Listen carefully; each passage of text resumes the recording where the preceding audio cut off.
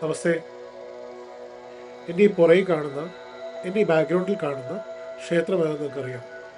അതായത് ശ്രീ മണ്ണാറശാല നാഗരാജ ക്ഷേത്രമാണ്. ഇതിൻ്റെ കഥ നിങ്ങൾക്ക് അറിയാമോ? അറിയില്ലെങ്കിൽ ഞാൻ പറഞ്ഞുതരാം.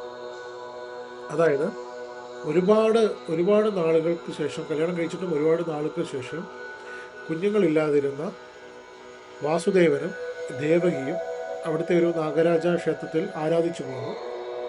അപ്പോൾ അവരുടെ പ്രാർത്ഥന കഴിഞ്ഞ് ഒരു ദിവസം അവിടെ ഒരു വലിയ തീപിടുത്തമുണ്ടായി. അതിൽ അനേകം നാഗങ്ങൾക്ക് പരിക്കുകയും പൊള്ളലേക്കുകയും ചെയ്തു.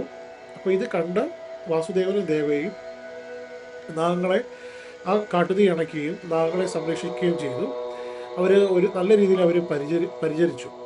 അപ്പോൾ ആ സമയത്ത് അവരുടെ ശുശ്രൂഷയിൽ മനം നിറഞ്ഞ നാഗരാജാവ് അവർക്കൊരു വരം കൊടുത്തു. അതായത്, ദേവകി, നിൻ്റെ ഉദരത്തിൽ ഞാൻ നിൻ്റെ മകനായി പിറക്കുമെന്ന് ഒരു വരം കൊടുത്തു. അപ്പോൾ അതിനുശേഷം അവർ പ്രഗ്നൻ്റായ സമയത്ത് ഇതേപോലെ അവർ പ്രസവിച്ച സമയത്ത് ഒരു ആൺകുഞ്ഞിനും അതേപോലെ തന്നെ ഒരു 5 തലയുള്ള സർപ്പത്തിനും ഇത് ജന്മം കൊടുത്തു.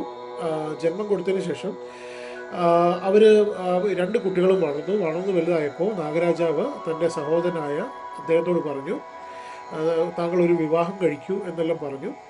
അതിനുശേഷം തൻ്റെ ആഗമന ഉദ്ദേശം പൂർത്തിയായ ആ നാഗം, 5 തലയുള്ള നാഗം എന്ത് ചെയ്തു? നിലവറയിലേക്ക് പോയി. അമ്മയോട് പറഞ്ഞിട്ട് നിലവറയിലേക്ക് പോയി, എൻ്റെ ആഗമന ഉദ്ദേശം കംപ്ലീറ്റ് ആയി എന്ന് പറഞ്ഞിട്ട് നിലവറയിലേക്ക് പോയി.